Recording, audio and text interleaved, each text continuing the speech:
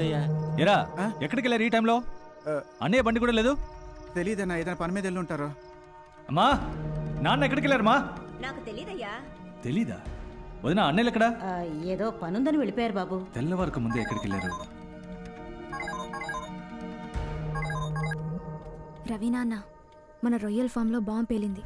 నీకు తెలియకూడదని ఇంట్లో వాళ్ళతో చెప్పెళ్ళారు. అబద్ధం చెప్తారా? నా దగ్గరే దాస్తారా? బండి తాళాలేవి? అన్నా నేను నీతో వస్తానన్నా. పనికి మానేత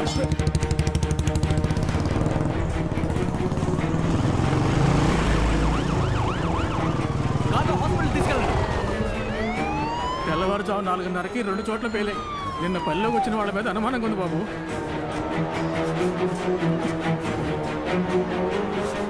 మొత్తం అన్నింటినీ చంపేశారు. మనసు అప్పటో లేదా? ముందు మీరు ఇంటికి వెళ్ళండి, నా మాట వినండి.